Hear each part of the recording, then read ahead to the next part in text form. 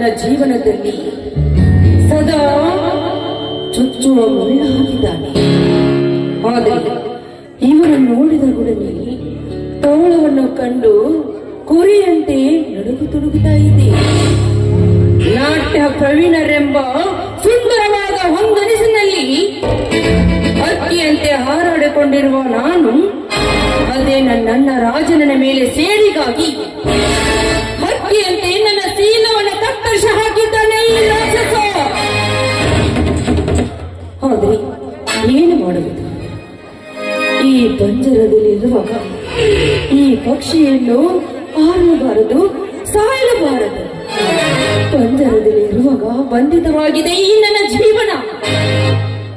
ಆದ್ರೆ ಈ ಬಂಧನವನ್ನು ಏನಾದ್ರೂ ಮಾಡಬೇಕಾದ್ರೆ ಈ ಮಾತಿನಲ್ಲಿ ನಾನು ಯಾವುದಾದ್ರೂ ಒಂದು ನಿರ್ಧರಿಸಲೇಬೇಕು.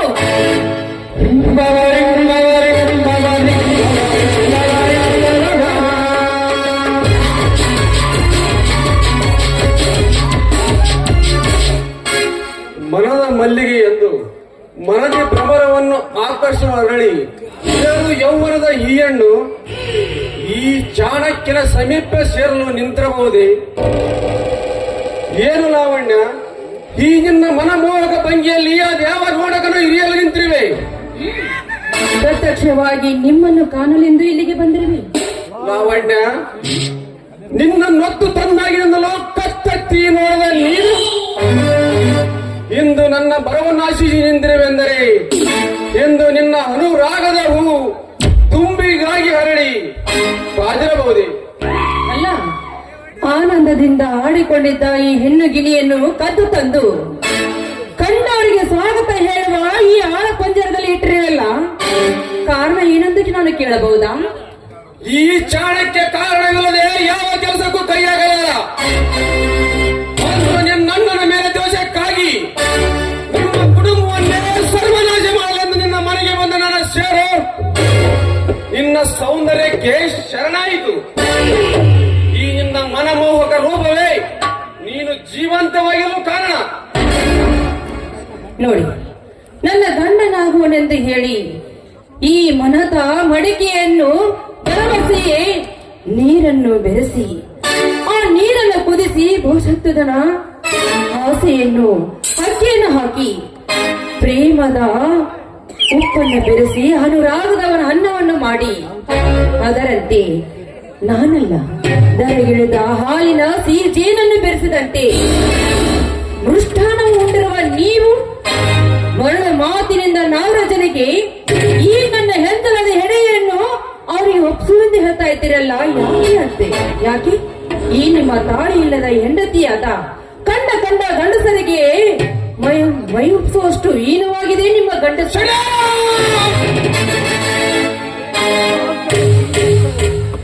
ವೇದಾಂತದ ಶ್ರೀರತ್ನವೇ, ನಾನು ಆ ನಿನ್ನ ನೀತಿಯ ಪುರಾತನ ಪದಿಯಲ್ಲ. ಪ್ರತಿ ಒಂದು ಕೆಲಸವನ್ನು ಲಾಭಕ್ಕಾಗಿ ಮಾಡುವ ನವಯುಗದ ಅಧಿಪತಿ ನೋಡು ಲಾವಣ್ಯ, ಹುಚ್ಚು ವಿಚಾರಗಳನ್ನು ಬಿಟ್ಟು ವಿವೇಕದಿ ಯೋಚಿಸು.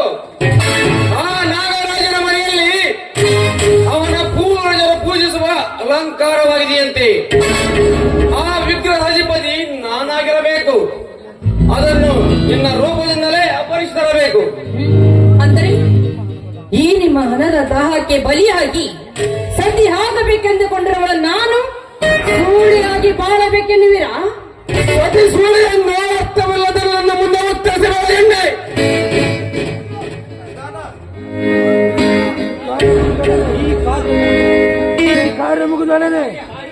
ಈ ಕಾರ್ಯ ಮುಗಿದೊಡನೆ ಯಾವತ್ತಿದ್ದರೂ ಈ ಚಾಣಕ್ಯ ನಿನ್ನವನು. ಆ ಬಂಗಾರದ ಅಮೂಲ್ಯ ವಿಗ್ರಹ ನಮಗೆ ದಕ್ಕಿದೊಡನೆ ಈ ದರಿಯಲ್ಲಿ ನಿನಗಾಗಿ ಪ್ರೇಮದ ಅರಮನೆಯನ್ನು ನಿರ್ಮಿಸಿ ನಿನ್ನ ಸೇವೆಗಾಗಿ ನೂರಾರು ದಾಸರಿಟ್ಟು ನಿನ್ನನ್ನು ಮುತ್ತು ರತ್ನಗಳಿಂದ ಮೆರೆಸುವೆ. ಒಪ್ಪಿಕೋ ಲಾವಣ್ಯ. ಚಾಣಕ್ಯ, ನಾನು ಈ ನಿಮ್ಮ ಮಾತನ್ನು ನಂಬವನೆ. ಈ ಚಾಣಕ್ಯ ಕೊಟ್ಟ ಮಾತು ಇಟ್ಟ ಹೆಜ್ಜೆ ಎಂದೂ ತಪ್ಪುವುದಿಲ್ಲ. ಆ ಸೂರ್ಯಾಣಿಯಾಗಿ ನಂಬು.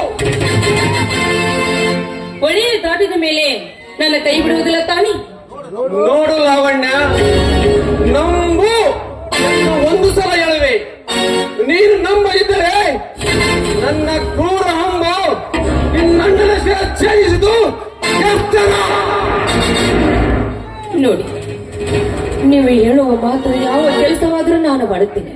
ಆದ್ರೆ ನನ್ನ ತಾಯಿಯನ್ನು ಕೊಂದಂತೆ ಕರ್ತವ್ಯದ ಪರಿಪಾಲನೆಗೋಸ್ಕರ ನನ್ನ ಅಣ್ಣನ ನಿಮ್ಮನ್ನು ಬಂಧಿಸಿರುವಾಗ ನಮ್ಮ ಅಣ್ಣನಿಗೆ ಏನು ಮಾಡಬೇಡಿ, ನಿಮ್ಮ ಕಾಲು.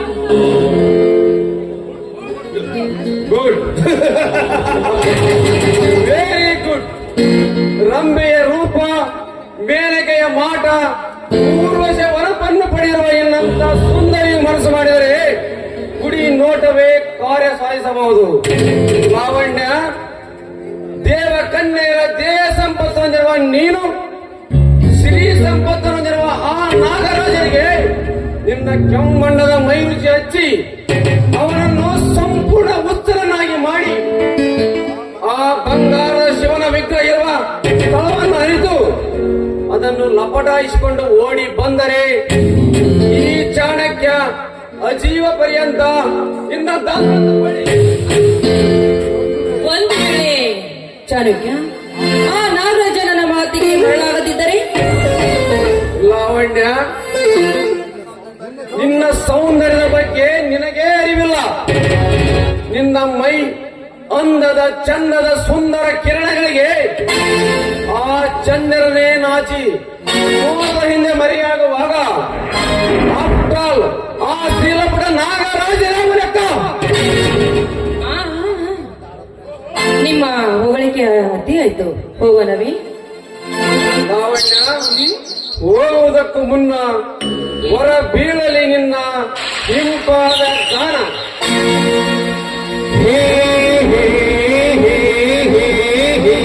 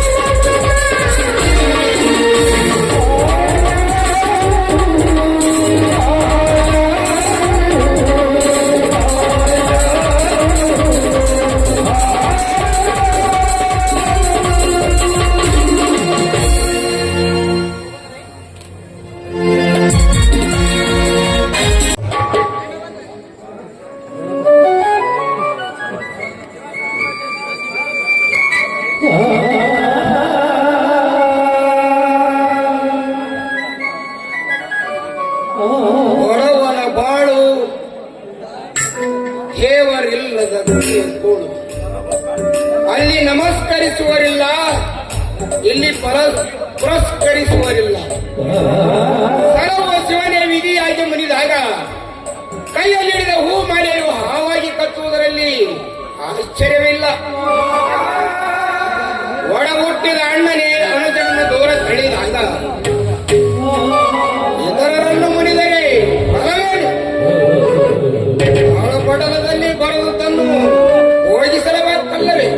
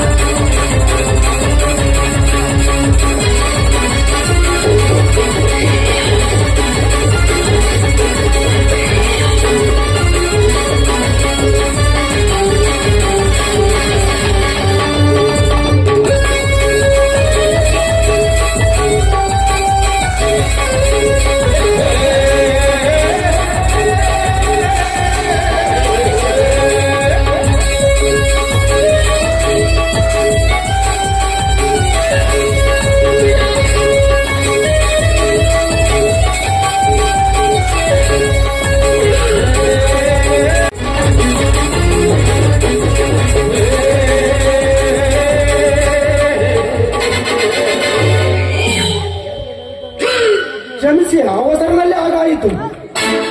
ಏನಣ್ಣ, ದೊಡ್ಡ ವೇಷ ಬದಲಾಯಿಸಿದಂತೆ ಹಿಂದುಟ್ಟಿದ ತಮ್ಮನನ್ನು ಮರೆತು ಬಿಡುವಷ್ಟು ಮನಸ್ಸು ಕಲ್ಲು ಮಾಡಿರುವೆಯ? ನಾನು ಮಾಡಿರುವ ಕೇಡಾದರೂ ಏನು? ಬಾಣ, ನಿನ್ನ ಮೋಸದ ಮೋಜಿನ ವಿಷದ ಹಣ್ಣದಿಂದ ಎದ್ದು ಮನೆ ಎಂಬ ಮಮತೆ ಕಡಲಿಗೆ. ಚಂದ್ರು, ಈ ನಿನ್ನ ವೇದಾಂತವನ್ನು ಕೇಳಲು ನನಗಿಷ್ಟವಿಲ್ಲ. ಸುಖದ ಸುಪ್ಪುತ್ತಿಗೆ ತೂಗಿಯಾಲೆಯಲ್ಲಿ ಕುಳಿತವನು ನಾನು. ಒಟ್ಟಿನ ತುತ್ತಿಗೂ ಗತಿಯಿಲ್ಲದಂತೆ ಕತ್ತೆಯಂತೆ ಕುಡಿಯಲು ಓ, ಹುಟ್ಟಿದ ಮನೆ ನಿನಗೆ ಕತ್ತೆಗಿಂತ ಕಡೆ ಹಾಯಿತಲ್ಲವೇ? ಸುಖವೆಂದು ಹಣದಿಂದಲೇ ಸುಖವನ್ನು ಕೊಳ್ಳುವ ನಿನಗೆ ಸೋಗಿನ ಸುಖವೇ ವಿನಃ ಪವಿತ್ರವಾದ ಪ್ರೇಮವಲ್ಲ. ಈ ನಿನ್ನ ಪ್ರೀತಿಯನ್ನು ನಿನ್ನ ನಿರ್ಭಾಗ್ಯ ತಮ್ಮ ತಂಗಿಯರತ್ತ ಅರಸಿ ಮನೆಗೆ ಬಂದಿರು. ನಿನ್ನನ್ನು ನನ್ನ ಉಸಿರಿನವರೆಗೂ ನಿನ್ನನ್ನು ಸುಖದಲ್ಲಿರುತ್ತೇನೆ. ಚಂದ್ರು, ನೀನೆಷ್ಟೇ ದುಡಿದು ನನ್ನ ಒಂದು ದಿನದ ವೆಚ್ಚವನ್ನಾದರೂ ಹಿಡಿಯಲಾದದ್ದೇನಿಲ್ಲ. ನೋಡು, ನನ್ನನ್ನು ಸಿರಿಯನ್ನರಿಸಿ ಎಷ್ಟು ಸುಖವಾಗಿರುವನೆಂದು. ಕಷ್ಟದರ್ಥವೇ ಗೊತ್ತಿಲ್ಲ ನನಗೆ. ಅಣ್ಣ, ಪಿತ್ರಾರ್ಜಿತ ಆಸ್ತಿಯನ್ನು ಇಂದು ಫೂಲು ಮಾಡಿರದಿದ್ದರೆ ಎಂದು ನಮ್ಮನ್ನು ಈ ಕಡಬಡತನ ಕಾಡುತ್ತಿಲ್ಲವಣ್ಣ, ಕಾಡುತ್ತಿಲ್ಲ. ಪಿತ್ರಾರ್ಜಿತ ಆಸ್ತಿ ಎಂದೇಕೆ ಒದ್ದಾಡುವೆ? ನಾನು ಹಾಳು ಮಾಡಿದ ಮನೆ ಮಠಕ್ಕೆ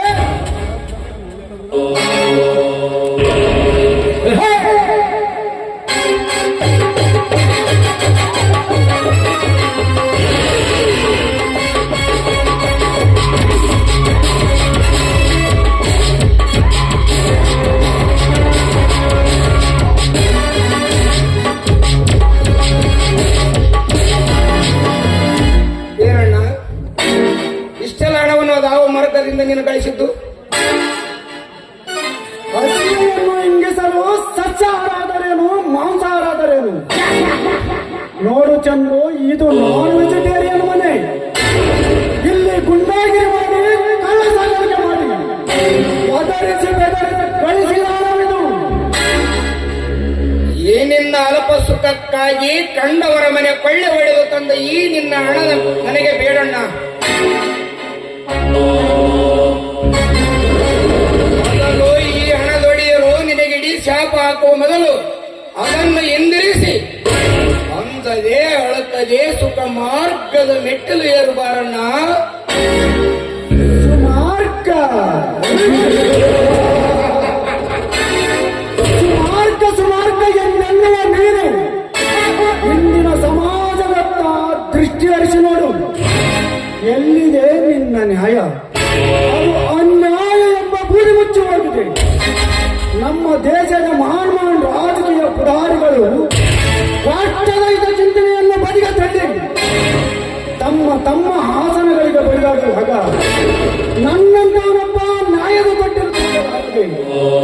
ಆ ಸಾರ್ಥಕ ಸರ್ಪಣೆಯಿಂದ ಬಂಧಿಸಿದ ಆ ನಿನ್ನ ನ್ಯಾಯದ ಕೊಟ್ಟಿರು ತೂಗಿದೆ ಚಂದ್ರು.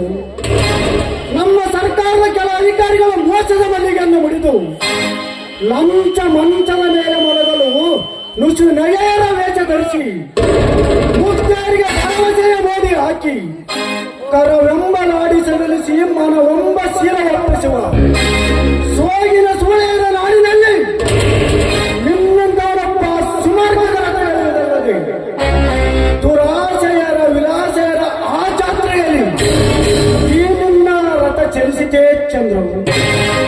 ನೋಡು ಚಂದ್ರು, ಈ ಜಗದ ಜೋಕಾಲಿಯಲ್ಲಿ ಕಪಟ ತಂಡದಲ್ಲಿ ಸುಖದ ಜಲದಲ್ಲಿ ಈಜಾಡುವೆ ನಾನು. ನಾನೇಗೆ ಆ ಸಜ್ಜನಿಗೆ ಜಂಜಾಟದಲ್ಲಿ ಸಿಕ್ಕಲಿ? ರಘುವಣ್ಣ, ನೀನಿನ್ನು ದೀಪವನ್ನು ಮುತ್ತಿಸಲು ಹೊರಟ ಪತಂಗದಂತೆ ಮುತ್ತಿಸಿ ಮೈ ಸುಟ್ಟುಕೊಂಡಾಗಲೇ ನಿನಗೆ ಅರಿವು ಆಗುವುದು ದೀಪ ಎಂದರೇನೆಂದು. ಈ ನಿನ್ನ ನೈಸರ್ಗಿಕ ಕೃತ್ಯಗಳನ್ನು ತೊರೆದು ರಕ್ತಮಾಯಿಗಳ ಸಂಬಂಧವನ್ನು ಸ್ವೀಕರಿಸಲು ಹಾಗಾಗಿ ಮನೆಯಾದರೂ ಬಾಣ. ಮನೆ ಮನೆ ಎಂದೇಕೆ ಬಡಬಡಿಸುತ್ತಿರುವೆ? ಮನೆಯಲ್ಲಿರುವುದಾದರೂ ಏನು? ಇದೇ ಇಡೀ ಇಟ್ಟಿಗಾಗಿ ಬಿಡುವ ಕಣ್ಣರು ತಾನೇ? ನಿಜವಾಗಿ ಹೇಳುವುದಾದರೆ ಈ ಎಲ್ಲವೇ ದೇವರು. ನೀನು ಪ್ರಾಣ ಕೊಟ್ಟರೂ ನನ್ನ ದೇವನನ್ನು ನಾನು ಬಿಡಲಾರೆ ಚಂದ್ರು. ನಾನು ಹೋಗುವೆ.